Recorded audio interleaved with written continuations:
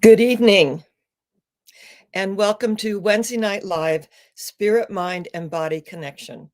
I am Dr. Sharon Stroud. I am the founder of Interfaith Spiritual Center Worldwide, where we believe there's a power for good in the universe greater than we are, and we can use it. And we are using it every single day of our lives, whether we are consciously aware of it or not. Our theme for the month of December is Angels Among Us. And this is just such a fascinating subject. And one of the things about metaphysics is there is a mystical element in metaphysics where we do honor that energy of the mystics. Remember that religious science, the laws of science, the opinions of philosophy, the revelations of religion applied to human need and the aspirations of every living soul. That's right. The aspirations of every living soul. So is our theme for the month, Angels Among Us. And many have had amazing angel encounters. And we'll be sharing some of that. But tonight, as I welcome you to Interfaith Spiritual Center Worldwide and acknowledge that we're all part of a virtual community. And being part of a virtual community is that we have one goal, and that is to grow and to unfold and expand our spiritual consciousness. We are on the planet really for such a short time. And while we are here, we build a spiritual foundation. And then we spring forth from that spiritual foundation, acknowledging the power, the presence, the energy within each and every one of us. So tonight, little Miss Minnie and I are going to set the tone. And you know that we share with you the chant from the Gandhi Foundation. And that was actually sent to me during the harmonic convergence in 1987. And it's a very, very beautiful chant of oneness because we are about tipping the scales in favor of spirituality, world peace, and oneness. This is why we are here, to tip that scale and to acknowledge that all the light workers that are gathering together and sending out that light and that energy are looking at what's working and building on that. Certainly, we know what the problems are. We know what's going on the planet. Let's focus on what works. Let's focus on what's going to shift the scales in favor of spirituality and world peace through universal love. Tonight, as we acknowledge the angels among us and the opportunity that we have to open the portal to allow God to do what God does best by means of each and every one of us who heard the call and answered. Before they call, I will answer, and while they're yet speaking, I will hear. So as I set the tone tonight, I invite you to repeat after me each line of the chant. And that if you don't feel comfortable doing that audibly, that's fine. You can just go within to that secret place of the Most High. It is within us. It is the doorway to the soul. Tonight, we're going to make the longest journey on the planet, the 18-inch journey from the head to the heart being the doorway to the soul. And as we acknowledge that we keep our heart in all diligence, this is in Proverbs, for out of it, what? Come the issues of life. So those of you who are serious students of metaphysics, stay with me as we acknowledge this time together, this 30 minutes every Wednesday night. And as we acknowledge this time together to open ourselves, our minds, to open our hearts, and to open our souls to a vast universe that is there for each and every one of us. So I do share with you, with my Tibetan bells that resonate to the heart chakra, the chant from the Gandhi Foundation. So as I make this declaration, I invite you to repeat after me as we acknowledge, I offer you peace. I offer you friendship. I offer you love. I see your beauty. I hear your needs. I feel your feelings. My wisdom flows from a higher source. I salute that source in you. Come, let us work together. Come, let us work together. Come, let us work together.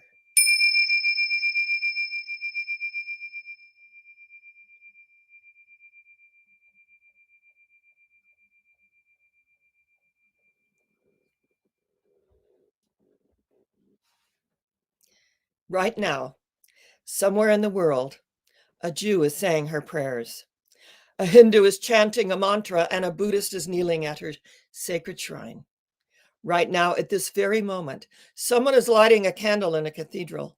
Someone is making their Hajj toward Mecca, for it is the will of Allah.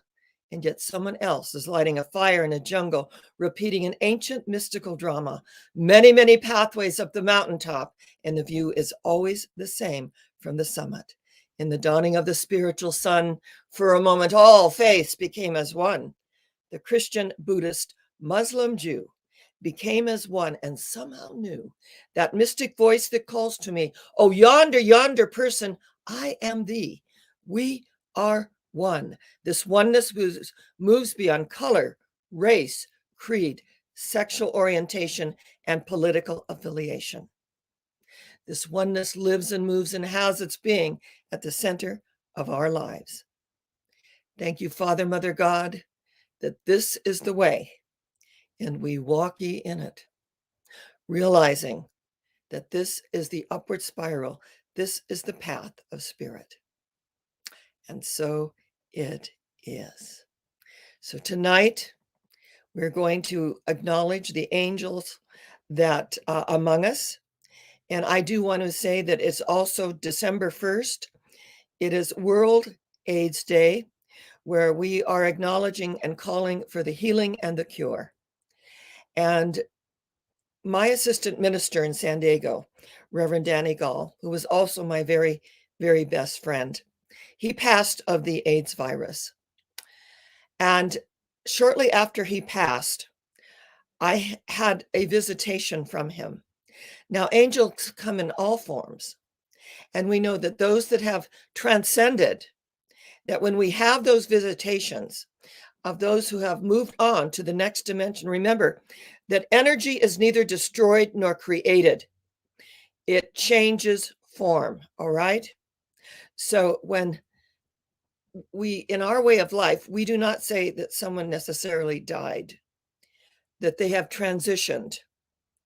And when we transitioned, the energy changes form. And this is how we hold it, because in my Father's house are many, many mansions. Think about it. In my Father's house are many mansions. And what that means is that there is a universal intelligence. There is a Father, Mother, God. It matters not what you call your higher power, Yahweh, Jehovah, Buddha, Allah. It matters not, but to acknowledge that which is within us is greater than that which resides in the world of conditions, appearances, and effects that show up that we give our power away to. So when we give our power away to an outer thing, it leaves us empty, hollow, and feeling deeply insecure, because that is not the real world. The real world is within us. The outer world is the relative world of circumstances, of appearances, of conditions. The real world is within us. Be still and know that I am God. We are co-creators with a higher power. We are co-creators with God source energy. And when we get it, that we are co-creators with this energy, then blessed are they who have eyes that see, who have ears that hear. That still small voice within each and every one of us. And those of you tonight who are staying with me, I know it's so easy to get distracted, but for this time together to acknowledge that there's a power, a presence, an energy, a life force moving through each of us. And that when Time magazine, they did an article regarding angels. In fact, Nancy Gibbs was the writer. And she says, real life stories have chronicled people's experiences of angels, whether by a vision in a dream, a long awaited healing, protection from an accident waiting to happen. Some angels come to help, some to heal. Others stood as protectors and guardians. Some were prayed for, and others showed up totally unbidden. But all were remembered by those whose lives were changed from a visitation by their guardian angel. These inspiring visitations will give you comfort and hope as you learn that you are seen, protected, and loved throughout each and every day. I love this. These inspiring visitations will give us comfort, hope, as we learn that we are seeing this energy, and it's all energy, and that we learn that we are protected and loved throughout each day, that we are never, ever alone, right? We are not alone. And we know that in the Bible, there are several visitations, that come. And of course, the most popular being the angel Gabriel, who also came to Muhammad, who created Islam and Muslimism, that the son from Abraham that was cast out was that energy that created a whole movement. So if we look biblically, that everything that springs forth, that Moses brought the law, it was on a tablet, right? Even if he threw it down and broke it, it's like breaking crystallized belief systems. So sometimes we have to break these crystallized belief systems to recreate our experience. And Jesus, who became the Christ, what? He brought love. This commandment I give thee, that ye love one another as I have loved you. Love ye one another as I have loved thee. So when I was having this experience with my assistant minister, Reverend Danny Gall, who came to me, and I want you to know he was with me 13 years, and we were just best friends as well. And he was sitting in a chair, and the room was very dark, and suddenly this amazing light began to shine in the room, and there he was. And he said to me, "Oh, my dear Sharon, don't grieve for me. I finally got my wings. Don't grieve for me. I finally got my wings." So when we move from this plane of existence to the next plane, we move beyond time and space. And we think the thought and we're there. So energetically, we have that within us that is greater than that which looks like it's everywhere present. But the angels that are among us come at times unbidden. They come at times when they were called for. I was watching an interview of a mother whose child had chickenpox, and the chickenpox graduated into an extreme viral condition. And finally, the doctors, they saw he was dying, and they said to the mother, "There's nothing more we can do. I'm sorry." And so the mother said she went within. She went within and she said, "I began to call upon the angels. And I noticed in his hospital room that there were 4 corners. And I called upon the angels, and in particular, his guardian angel. And I had named him," she said, "I had named him after my deceased brother, who passed away when he was 18 years old of cancer. And his name was Ryan. And I called upon the angels to protect him, to heal him, to know that that which needs to be healed is healed, that which needs to be revealed is revealed, that which needs to be known is known, and that which needs to be released is released quickly, gently, and with grace." And he was really in a coma. And the next day, his father was keeping vigil for 24 hours. And little Ryan opened his eyes. He sat up in the bed. He said, "Daddy, Daddy, I'm well." Now, this was a little boy, and he was 7. And he said, "I saw my angels, and they came to me, and they were in each corner of the room, and I saw so much light.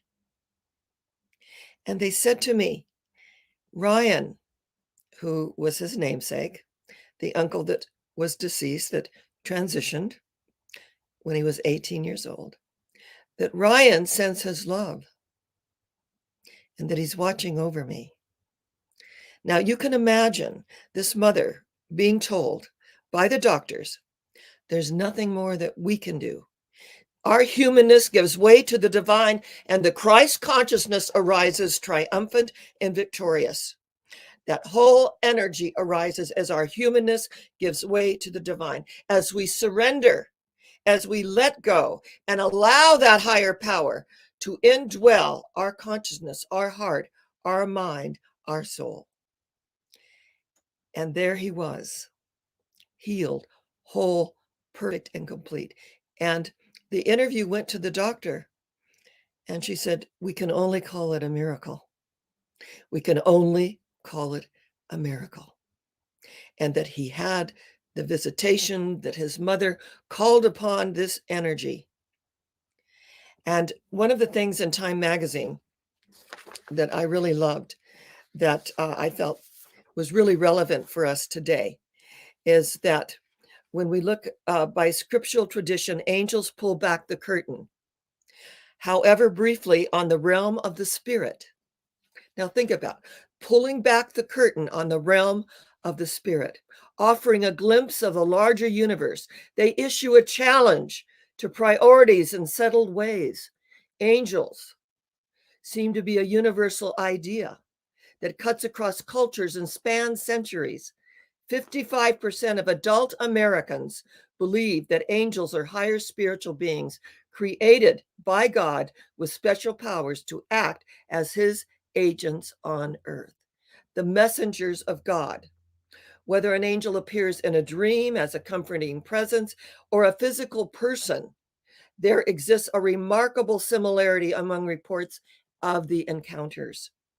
The encounters with angels seem to provide, in some cases, the extrication from danger, but in others, they allow for the removal of the fear of danger, a change in attitude, not circumstance. Now, let's look at that. A change in attitude, not circumstance. The common thread is a profound change in the lives of those who have had an experience with angels, and they say, "I will never, ever be the same." Touched by an angel, touched by an angelic presence that allows us to have eyes that see, to have ears that hear, and that through this mystical element, and it is truly ever present within each and every one of us as we call upon it. The article concludes, "For all those who say they have had a direct experience of angels, no proof is necessary. For those predisposed to doubt angels' existence, no proof is possible. And for those in the mystified middle, there is often a growing desire to be persuaded." Think about it. The mystified middle, they are willing to be persuaded. If heaven is willing to sing to us, it is little to ask that we be ready to listen. In Proverbs, it states, "Be not afraid to entertain strangers, lest you entertain angels unaware." So when Mother Teresa said, "Peace begins with a smile," and when we feel that energy and we make that longest journey on the planet, the 18-inch journey from the head to the heart, and we extend love, God does what God does best by means of us, by extending love one to another, right? And when the Course in Miracles states that love waits on welcome, not on time, time is a relative thing. Welcoming is that eternal energy within each and every one of us that extends that love. So when I can have this visitation of Reverend Danny Gall, and it was like a dark, dark room, and have that light suddenly get brighter and brighter and brighter. And for in his, inimitable humor, I finally got my wings. I loved it. It was so Danny. I finally got my wings. When a 7-year-old can say, "Oh, in my room, there was an angel in every corner, and there was so much light." Touched by an angel. We're going into the season of love and the energy of love. And I also want to wish all of those in our Jewish community a happy Hanukkah, because remember that Hanukkah is a festival of light, and that when all of the oil lamps burned out, supposedly, they went on for 8 days. That's why Hanukkah is so very, very special. It's a festival of light. It's honoring the light. It's acknowledging energetically that there is a peace that passes all understanding right where we are. And when I think about a friend of mine's daughter, and she was riding her mother's horse, and something spooked the horse, and it was a former racehorse. And my husband and I, we lived in the Angeles forest with our little daughter, Trisha, and we had horses as well. And we had one that was formerly a race horse, and we had to, really keep an eye. His name was Jeek. I don't know how he got that name, but he came with it. And something spooked the horse, and it just took off, and she just couldn't stop it. And she kept trying to stop this horse, and it tripped and fell. And when it fell on her. And she, the horse had to kind of use her as a cushion to get back up again. And she got home, it's Christmas Eve, and she was very sore and she was achy, but she seemed all right. And 7 days later, she was in the bathtub and she went through some excruciating pain and called out for her mother. And she was rushed to the emergency. And they discovered that she had RSD, and that's a reflex sympathetic dystrophy. And she had excruciating pain down her left leg and into her back. And even a vibration set her off because it was so painful. This went on for 3 months. And again, the doctors came to the parents and said, "We've done everything we could. We did a spinal column morphine. It didn't even touch the pain. We've done everything we could. And it's just not working. We suggest that you put her in an institution." And there's such a high frequency of suicides with our SD, and we're so very sorry.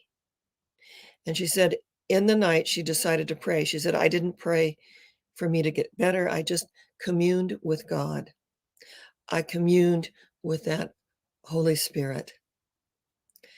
And then she said, "I heard a voice and the room lit up. I didn't see anything, but I heard a voice. And the voice said, 'Get up.'" She said, "I looked around and I was so frightened because I hadn't stood up in 3 months. I was in excruciating pain. And again, the voice came and said, 'Get up.'" And she said, "I put one foot from the hospital bed on the floor. I put the next foot from the hospital bed on the floor. And I began to walk. And I walked down the hall, and the night nurse, this was at 4 a.m. in the morning. The night nurse said, "What are you doing? Oh my God, you have RSD. You're not supposed to." I mean, the nurse was blown away. She said, "I am healed. I heard the voice of God." Now, whatever we hear, whatever energy comes to us, remember what Tesla said. If you want to know the secrets of life, think in terms of what? Frequency, energy, and vibration. If you want to know the secrets of life, think in terms of energy, frequency, and vibration. So she heard the voice to her, the voice of God, "Get up." And when the sick man came to Jesus, he said, "Pick up your bed and walk." He never saw anyone in their dis-ease. When the blind man came to him, he sent him on a task to go down to the river to put some kind of muddy water on his eyes. And Jesus just placed his hands on his eyes. And what happened?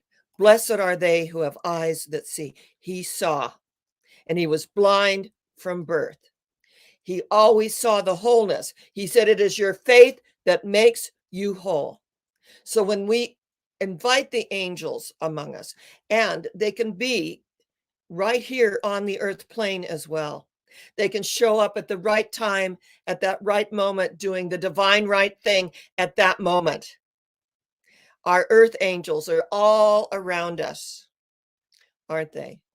And my beloved, I call her our in-house mystic, Kay Schreiber, who is an amazing, she's a palm reader. She is a medium. She is a flower divinator. She is a poet. She's an artist. She's amazing. She brought me lunch Friday, and we just sat and we had tea, and she brought me this delicious lunch, and we communed.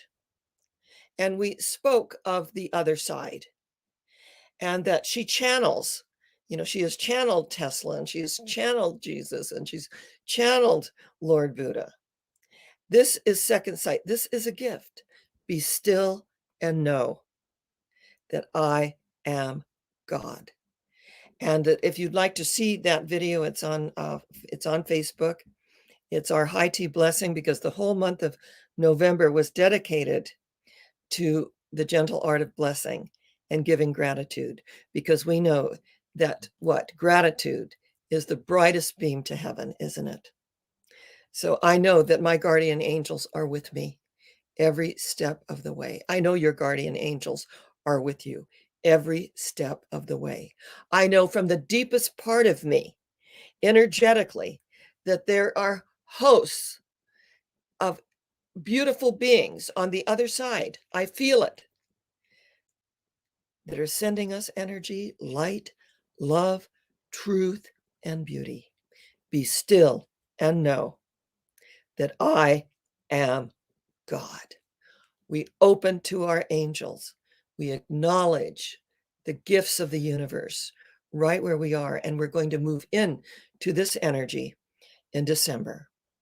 And on this December 1st, World AIDS Day, we call for the healing. And I was sharing with one of my colleagues that what AIDS brought was compassion, unconditional love, and understanding for those on the spiritual path.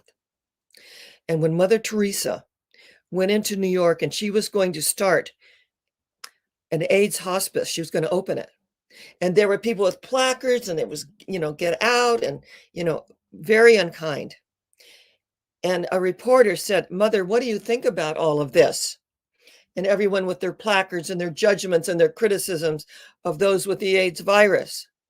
She said, each of them is my Christ in distressing disguise.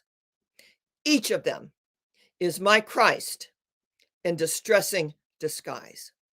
And I bless them. And she went forward in New York City and opened an AIDS hospice center, regardless of the judgments, regardless of the criticisms and the arrows, all of those arrows slung at her. She just said, each of them is my Christ in distressing disguise. We don't need to judge anyone for their sexuality preferences, for their religious preferences, for whatever path they are on. It's not about judging anyone. It's about respecting everyone's beliefs, not tolerating. If I tolerate you, I'm putting up with you. When I accept you, I am honoring you and your beliefs and what works for you. This is our way of life. And do we all, we're all subject to the human condition, but you know what? What I find is that when I begin to react, that it serves as a trigger symbol to go within to the secret place of the Most High and put my hand on my heart, feel the beating of my heart, acknowledging that God gave me a heart so that I would live one moment at a time, beat by precious beat, moment by precious moment. Yes, Tonight, we make the longest journey on the planet, the 18-inch journey from the head to the heart, and open our hearts to one another.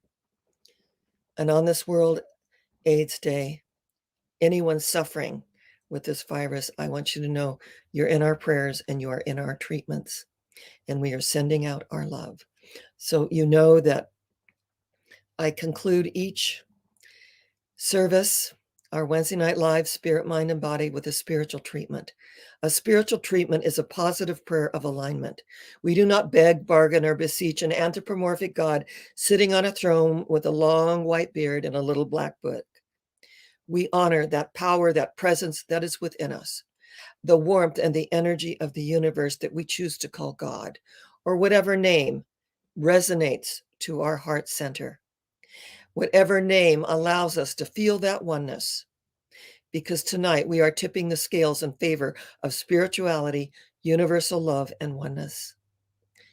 And let's just add world peace, world peace. So please, I invite you to share your prayer requests. We do have a miracle working ministry of prayer at Interfaith Spiritual Center worldwide, and they are quite wonderful. And I have a little book that I write down your prayer requests for 30 days and knowing the truth with you and for you. So let's just know there is one life. That life is God's life. That life is perfect, and that life is our life right here and right now. It is nearer than breathing. It is closer than hands and feet. It is the life of our life. It is the essence of our being. All that we are is this God-created stuff. God in us, God as us. God is the only truth of us. For eye hath not seen nor ear heard, neither hath entered into the heart of humanity the things which God hath prepared for them that love. Love being the strongest healing power in the universe. And we are told if we could love enough, we would be the most powerful being on the planet. So let's just align. That which needs to be healed is healed. That which needs to be revealed is revealed. That which needs to be known is known. And that which needs to be released is released quickly, gently, and with grace. Thank you, Father, Mother God, for this way of life. And I want to add, if there's anyone tuning in tonight that possibly cried themselves to sleep last night, know that this word is for you. The love of God surrounds you. The light of God enfolds you. The power of God protects you. And the presence of God watches over you. Wherever you are, God is right where you are. You are not alone. And as I let go and let God do what God does best by means of me as a channel, I know intuitively that God always gets the job done.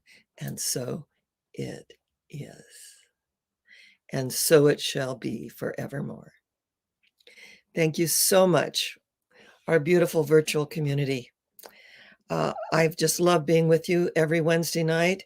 Little Miss Minnie, who's just sitting in my lap here, and she just loves just being with you, our little mascot for Wednesday Night Live. And for those of you who have been sending in your tithes and love offerings, I just want to really, really thank you. Because of you, our doors are open. And it'll be 2 years in March that we have not been able to take a physical offering. And this is how ministries exist. As the value that you receive is the value that you give, right?